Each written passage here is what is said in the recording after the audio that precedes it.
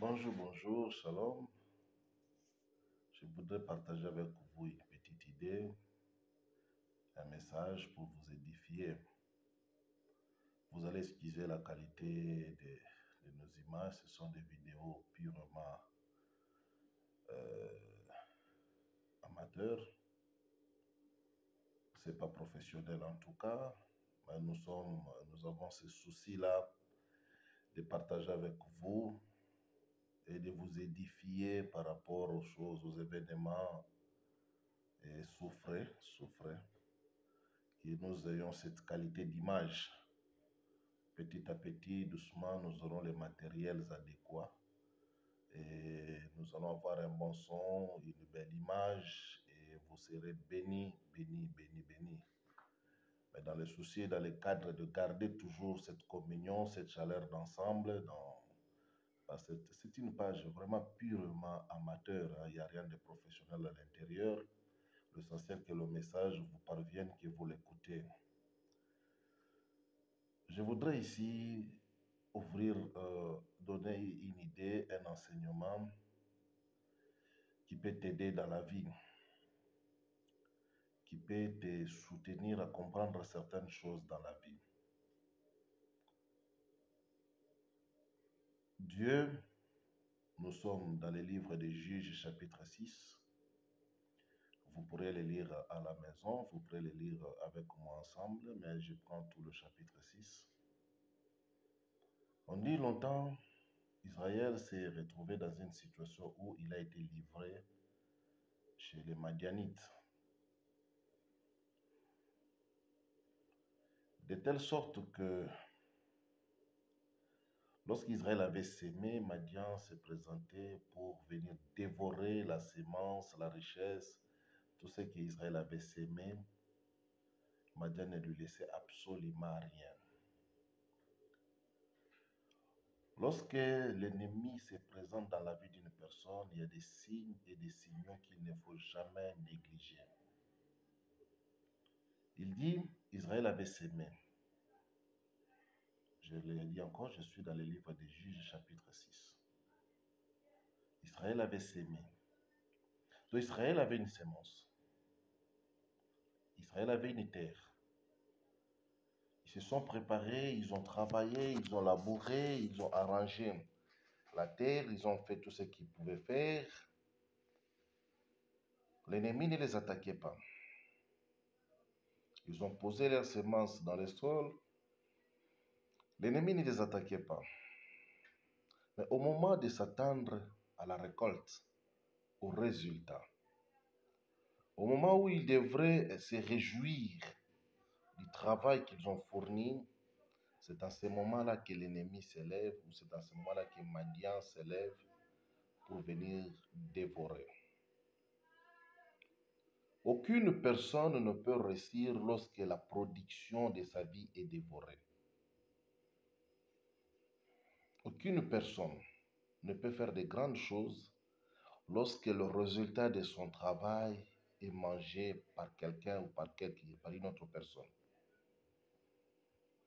Israël s'aimait, la semence c'était le champ, c'était la culture, c'était leur travail. Il s'attendait à un moment de récolte entre la semaille et la moisson, il y a toujours une période. Il est resté en train d'attendre le résultat de son investissement, le résultat du travail fourni. C'est au moment de percevoir son salaire, de percevoir le résultat de ce dont il a investi, que l'ennemi s'élève pour venir dévorer. Combien de nos jours les gens se sont retrouvés dans des situations pareilles où tout ce qu'il fait, tout ce qu'il investit, tout ce qu'il travaille, tout ce qu'il donne comme investissement n'a pas de retour. Tout est dévoré. Tout est détruit. Et il dit, Madian montait, venait camper. Il ne laissait ni brebis ni bœufs. Israël rentrait encore, il s'est dit, je prends courage cette fois-ci, ça peut aller. Je prends courage, l'année passée, j'ai été dévoré, la nouvelle année commence, il travaille, il investit, il fournit des efforts. Au moment d'avoir le résultat, Madian est venu camper encore. Et Madian a détruit Israël comme ça pendant 7 ans. Israël s'est retrouvé malheureux. Il ne pouvait rien faire parce que le fruit de son travail était dévoré. Le fruit de son travail était mangé. Le fruit de son travail était consommé par le Madianite, qui était plus puissant. Mais Israël avait un Dieu. Le grand problème, c'est que Dieu les a abandonnés, Dieu les a livrés. C'est comme ça une divinité étrangère a profité d'eux. Dieu les a livrés parce qu'ils ont fait des choses qui ont déplu à l'Éternel, des choses qui ont poussé à ce que l'alliance qu'ils avaient avec Dieu soit rompue. Qu'est-ce que je vais dire par là? Je vais dire d'abord qu'aucune personne ne peut avoir le résultat de son investissement si les esprits ne sont pas en bon terme avec lui. Les esprits conditionnent votre victoire, votre réussite. Dieu était derrière Israël dans chaque victoire, dans chaque réussite qu'Israël faisait. Mais quand ils se sont brouillés, quand Israël a refusé l'autorité, Israël a rejeté le pouvoir divin sur lui, Israël s'est retrouvé à la merci et à la portée des esprits qui n'étaient pas plus puissants que leur Dieu. Aucune personne sur cette terre des hommes ne peut aller loin s'il n'y a pas une force spirituelle qui l'accompagne dans ce qu'il est en train de faire et d'entreprendre. Si vous n'êtes pas en harmonie avec les esprits, vous ne ferez absolument rien. Absolument rien. Et l'harmonie avec les esprits ou avec l'esprit, c'est aussi respecter le principe dans lequel vous vous êtes entendu avec cet esprit-là.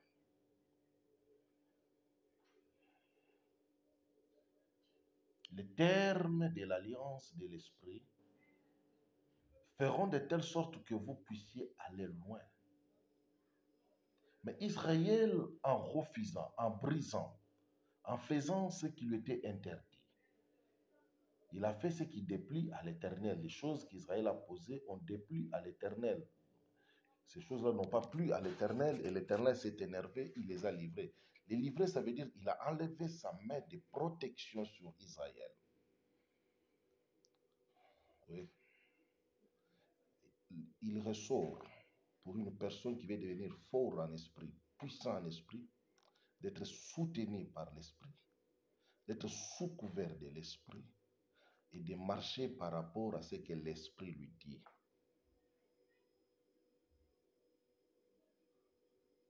Lorsque les esprits sont avec toi, tes investissements vont aller de l'avant. Lorsqu'il n'y a pas d'esprit, tes efforts que tu vas fournir sur la terre des hommes sera vain, inutile. Tu vas te battre, tu vas combattre, tu vas faire tout ce que tu peux faire, mais tu ne sauras pas t'en sortir parce qu'il n'y aura pas d'appui spirituel dans ta vie. Si vous comprenez ces choses et que vous regardez avec un autre œil votre vie, la réussite n'est pas loin de chez vous. Le problème n'est pas seulement, écoutez-moi bien, le problème n'est pas seulement de connaître les lois de la réussite, de connaître les lois de l'économie, de connaître les lois qui poussent quelqu'un à investir, à être un bon leader. Ce n'est pas ça vraiment le problème. Il est nécessaire de connaître ces choses-là. Il est important d'apprendre le leadership, le management, les capacités managériales, d'avoir de bons investissements, de bons investissements. C'est très, très nécessaire, c'est très important. Mais il est très nécessaire, il est plus mieux de savoir dans tout ce que je suis en train de faire, quel est l'esprit qui me soutient. Quel est l'esprit qui est derrière ce que je suis en train de faire. Et lorsque vous vous maîtrisez, vous vous rendez compte de l'esprit qui est en train de vous soutenir, de vous accompagner, si cet esprit-là est bon, respectez ses principes. Si cet esprit-là n'est pas bon, débarrassez-vous-en. Donc, Dieu a enlevé sa main sur Israël. Israël est allé à la portée des Madianites et les Madianites les ont écrasés.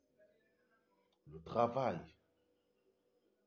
Comment se fait-il que vous travaillez 24 heures sur 24 heures? Vous ne parvenez pas à garder les fruits, les trésors de votre travail. Lorsqu'un travail n'est pas saisi dans la spiritualité, il ne produit aucun résultat physiquement. Avoir beaucoup d'argent est une très bonne chose. Mais avoir beaucoup d'argent ne fait pas de vous un homme béni ou une femme bénie. La bénédiction, c'est l'esprit, les paroles spirituelles qui sont prononcées sur une personne, malgré les difficultés que la personne peut avoir au temps présent, la personne finira par s'en sortir toujours et toujours. Un homme comme Jacob, lorsqu'il rencontre le fils d'Isaac, Isaac veut bénir son fils Ésaü. Je reviendrai encore, il y a un très bel enseignement dans Genèse 27. Il est convaincu de bénir son fils Ésaü, de lui léguer, de lui transmettre cela. Mais c'est Jacob qui prend cette bénédiction. Vous savez, les ruses qui ont été utilisées, les stratagèmes qui ont été utilisés. Finalement, c'est Jacob qui prend cette bénédiction. Mais en quoi consistait cette bénédiction? Cette bénédiction n'était pas un testament dans lequel Isaac avait écrit: Jacob, mon fils, je te lègue mes biens, mes richesses, mes avoirs. La bénédiction ne consistait pas en ces choses-là. La bénédiction consistait aux bonnes paroles qu'Isaac avait prononcées sur Jacob. Lorsque Jacob est en train de quitter la tente de son père, il quitte avec les bonnes paroles, mais il ne quitte avec rien matériellement. Il s'en va chez Laban, son oncle. Il a travaillé durement pour avoir Rachel, pour avoir Léa. Mais au-dessus de lui, il y avait des paroles qui étaient prononcées sur lui. Ces paroles, les paroles sont esprit et vie. C'est comme ça que vous allez voir Abraham qui était un grand patriarche, Isaac qui était un grand patriarche, mais c'est de Jacob est sortie toute une nation qu'on appelait la nation d'Israël. David, lorsque Samuel le prend, le met à genoux, verse sur lui l'huile, et lui dit: ainsi dit l'Éternel, tu seras roi. Attends, il ne signe pas une constitution. Saoul n'abandonne pas, n'abdique pas à la royauté. Saoul continue à être roi. Mais les paroles de la royauté sur David ont fait de sorte que le trône qui n'était pas dans sa famille ni de sa famille, qui était loin de lui, ce trône s'est approché de lui. Il s'est réveillé un bon matin, il est devenu roi. Les esprits qui vous accompagnent feront avec vous des alliances qui vous rendront soit forts, soit faibles. Je bénis Dieu parce que nous sommes en Christ et nous avons le Saint-Esprit qui nous accompagne. Mais faudra-t-il maintenant de savoir quels sont les principes sur lesquels le Saint-Esprit peut agir dans la vie d'une personne? L'apôtre Jean dit: je souhaite que tu prospères à tous égards. C'est un souhait, c'est un vœu. Un vœu peut ou ne pas se réaliser. Je suis contre les gens qui croient que nous serons heureux qu'au ciel. Je suis contre les gens qui enseignent que notre place ici sur la terre est déjà terminée. Nous avons le rendez-vous dans les airs. Nous serons mieux au ciel. Je suis contre ceux qui croient que nous sommes la descendance du pauvre Lazare qui doit souffrir sur la terre, manger et mendier leur pain pour aller se retrouver mieux au ciel. Moi, je suis contre cela. Je crois que Dieu a voulu que nous ayons cette expérience terrestre pour que nous soyons aussi mieux. J'ai toujours dit à mes amis, je dis, quelqu'un qui commet le péché, c'est un homme qui a le moyen. Le péché coûte cher, Satan coûte cher. Il n'y a que les gens qui nous ont mal appris Dieu, qui nous ont enseigné que Dieu est le moins cher et la gratuité la plus gratuite qui existe sur la terre. Donc Israël travaille, mais ne peut pas avoir un résultat parce que Madian vient s'en accaparer. Le travail que vous faites, nous sommes à la moitié de l'année. Quel est votre bilan? Si vous devrez faire un compte, si vous devez faire un bilan, une analyse, où en êtes-vous avec votre travail depuis que l'année a commencé? Combien avez-vous gagné? Combien avez-vous économisé? Combien allez-vous réinvestir dans la moitié de l'année qui reste? Combien? Lorsque le résultat de ce que vous faites est englouti, c'est la pauvreté qui s'installe devant vos portes. Lorsque ce que vous travaillez, vous faites comme effort, vous faites comme sacrifice, ne parvient pas à vous soutenir, à subvenir à vos besoins, vous êtes dans la pauvreté. Et la pauvreté, pour s'en sortir, il faut commencer à regarder les alliances et les esprits qui vous soutiennent. Je connais beaucoup de gens qui ont eu beaucoup d'argent dans la vie, qui sont tombés dans la pauvreté, qui ne se sont jamais relevés malgré les prières qu'ils ont pu faire dans leur vie. Il est difficile pour un homme qui était riche, qui tombe et qui redevient riche de nouveau. Surtout ici en Afrique.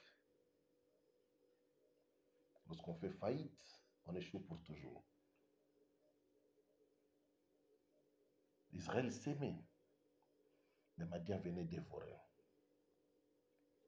Mais qu'est-ce qui se passe? Ils se sont réellement rendus compte qu'il y a quelque chose qui ne marche pas dans notre vie. Ce que nous sommes en train de faire n'est pas en train de répondre. Ils ont commencé à crier et à invoquer et à chercher Dieu. Ils se sont rendus compte que c'est spirituel.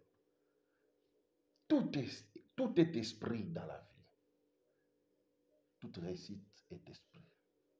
Tout échec est esprit. Tout sur cette terre des hommes est d'esprit. Rien ne peut être fait sur cette terre des hommes sans pour autant qu'il y ait un esprit derrière cette chose-là. Tout, que ce soit les plantes, les animaux, la vergeture, les êtres humains, le règne minéral, tout est esprit et il y a un esprit dans chaque chose. Aucune personne, je n'en connais aucune, même s'il ne vous dira pas physiquement ou verbalement comme ça, mais chaque personne qui a pu rester sur cette terre des hommes a eu recours des esprits ou bien il a eu le concours des esprits dans ce qu'il a fait, dans ce qu'il a investi. Les esprits vous donneront les signaux, vous donneront l'intelligence, vous donneront une lecture. Ce qui me fait marrer parfois dans la vie chrétienne, c'est quoi? Les chrétiens croient que Dieu est esprit, ils applaudissent. Les chrétiens croient que Jésus-Christ est esprit. Alléluia, amen. Le chrétien croit que le Saint-Esprit est esprit, c'est encore mieux. Certains croient que les anges sont des esprits, c'est encore mieux. Mais les chrétiens ont du mal à croire qu'eux-mêmes sont esprits. Ils ont du mal à croire qu'ils ont un esprit en eux, qu'ils sont eux-mêmes esprits. Lorsque vous voulez leur parler des choses de l'esprit, la première réflexe du chrétien, c'est de voir qu'on veut m'enseigner l'occultisme, on veut m'enseigner la magie. Comment va-t-il aider les gens qui n'ont pas déjà les prédispositions à comprendre ce que vous voulez faire pour eux? Il commence les histoires de l'esprit, il veut nous parler de ses pratiques. Vous allez continuer à pleurer, à gémir. Pendant qu'Israël pleurait, criait, il y avait un jeune homme qu'on appelait Gédéon qui était quelque part. Il n'a pas crié, il n'a pas gémi. Il a continué à travailler pour essayer de cacher un peu le reste qui lui restait, afin que Madian ne vienne pas les dévorer. C'est quelqu'un déjà qui démontre par son comportement la capacité de la discrétion. On ne peut pas réussir si on n'a pas la discrétion. Si on n'a pas cette capacité de lire le temps, de le comprendre et de savoir comment le contourner. Il savait que Madian montait. Il savait qu'ils étaient pillés par les Madianites. Il n'a pas fait comme tous les autres. Il a sémé, il a planté. Lorsque la moisson est arrivée, il est en train de faire rapidement en fait, d'aller cacher, de créer une provision. Il n'est pas resté dans la distraction. Pendant qu'Israël criait, ne vous laissez pas distraire à beaucoup crier vers Dieu. Trouvez des intelligences et des moyens. Soyez discrets dans ce que vous faites. Réfléchissez dans des plans, Dieu viendra vous aider. Donc ce jeune homme-là, Gédéon, comprend que oui, nous allons crier, mais que je cache d'abord quelque chose. La vie appartient à ceux qui sont intelligents. Il dit que je cache un peu une quantité, une partie qui peut nous aider. Ces gens-là vont nous finir convenablement. Mais il a été malin. Pendant qu'il faisait ce travail-là, c'est alors un ange il apparaît. Lorsque l'ange lui apparaît, l'ange lui dit, vaillant héros, l'Éternel est avec toi. Il dit, moi, vaillant héros, tu vas délivrer Israël de la main des Madianites. Il dit, Dieu, avec tout ce que nous avons entendu parler de lui, avec tout ce que nous sommes en train de voir, de vivre, je ne crois pas à ce Dieu-là. Dieu fait le choix sur quelqu'un qui n'a pas totalement confiance en lui, mais quelqu'un qui est capable de créer une provision. Le choix de Dieu n'a jamais été un choix aveugle. Je suis le Gédéon de ma famille. As-tu assez d'intelligence de créer des provisions? Quand tu t'appelles Gédéon là, as-tu la discrétion en toi? As-tu la capacité de comprendre les systèmes de choses telles que les choses se font?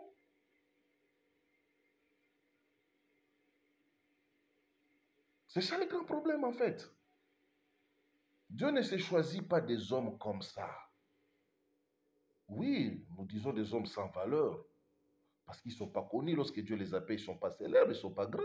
Mais toutes les personnes que Dieu a choisies se sont retrouvées en pleine activité. Toutes les personnes que Dieu a rendues célèbres, Dieu les a trouvées en train de faire quelque chose. Abraham, Isaac, Jacob, Gédéon, Moïse, Salomon, David, Paul, Pierre, ils étaient occupés et préoccupés à faire quelque chose. Que ce soit Matthieu et Lévi, il était un payeur d'impôts. Dieu n'a jamais choisi les gens qui ne faisaient rien. Les Jephthé, Élisée, toutes les personnes que Dieu a appelées, les David, les Daniel. Oui, ils n'étaient pas célèbres au départ. Oui, nous croyons. Mais lorsque vous regardez, vous lisez leur appel, ils étaient toujours occupés à faire quelque chose. Israël était en guerre contre les Philistins. David était en train de paître les troupeaux de son père. Il travaillait. Il n'a pas dit, bon, puisque nous sommes en guerre, j'ai peur, on va les me tuer là-bas. Les brebis, on va me les ravir. Il est allé faire le travail auquel il a été appelé, malgré la situation dans laquelle son pays s'est trouvé et s'est retrouvé. Dieu n'a jamais choisi un fainéant. Dieu n'a jamais choisi un peureux.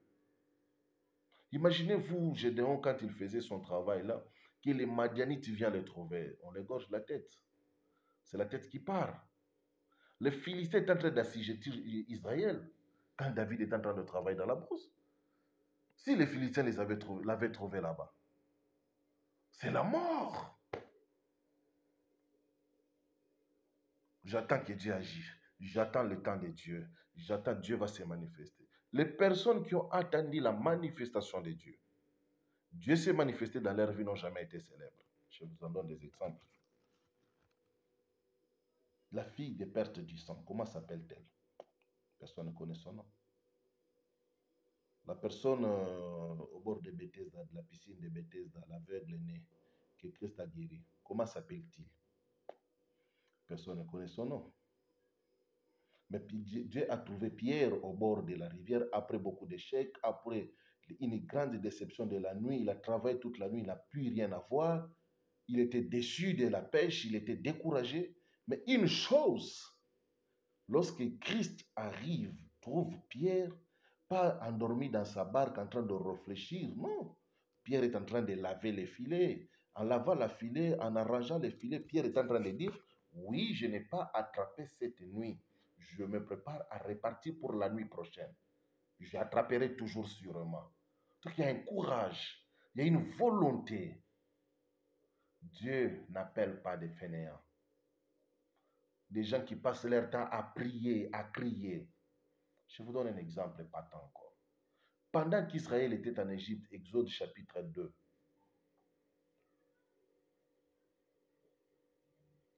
Israël en Égypte a souffert, prié, crié. Ils ont élevé leur voix vers l'Éternel. Dieu a entendu leur voix, Dieu a entendu leur cri. Dieu suscite Moïse. Mais quand Dieu part appeler Moïse, Moïse est en train de travailler avec Jéthro. Moïse est en train de paître les brebis de Jéthro. Moïse n'est pas assis en disant, j'attends la libération, j'attends la délivrance. L'inactivité pousse Dieu à ne pas choisir certaines personnes. Non, papa, je suis dans des prières ces jours-ci. Dieu doit voir mon cas. Dieu doit agir. L'inaction fera que les esprits ne viennent pas vers vous. Aucun esprit n'est pas accepté de travailler avec quelqu'un qui est fainéant. Saül a reçu l'onction parce qu'il a marché, il est en train de chercher les ânes de son père. Cet amour-là de chercher les ânes pendant 3 jours. Il n'est pas fatigué, il n'est pas rentré. Il a dit, allons chercher mon Seigneur, dit donc, allons voir un prophète. La volonté de continuer, la volonté d'exister malgré les combats, la volonté de se battre. Les esprits vont venir. Gédéon a continué à travailler. Je vais cacher même un peu. Ils ne vont pas tout prendre. Ayez en vous cette volonté-là. Ne vous laissez pas, non, Dieu va faire, Dieu va agir. Non, j'ai tout laissé entre les mains du Seigneur. J'ai tout donné entre les mains de Dieu. Travail. C'est une première partie. Je vais continuer sur la vie de Gédéon, sur les victoires, et nous allons avancer. Que Dieu vous bénisse. Ne nous en tenez pas rigueur. Nous sommes en train de vouloir vous édifier par ces vidéos amateurs ou amatrices, je ne sais pas moi. Que Dieu vous bénisse. Que Dieu soit avec vous. Soyez courageux. Acceptez d'affronter. Continuez à travailler malgré les difficultés. Réfléchissez. Investissez. N'abandonnez pas parce que vous avez vu que c'est devenu difficile. Ne laissez pas votre travail à Dieu. Dieu fera sa part de responsabilité. Vous ferez votre part de responsabilité. Les hommes de Dieu feront leur part de responsabilité. Ne te décourage pas, n'abandonne pas parce que c'est devenu compliqué. Dieu n'a jamais rendu célèbre un leader fainéant. De tous les leaders que j'ai lus dans la Bible, ils étaient toujours en activité lorsque Dieu les a croisés. Ils étaient toujours préoccupés à faire quelque chose.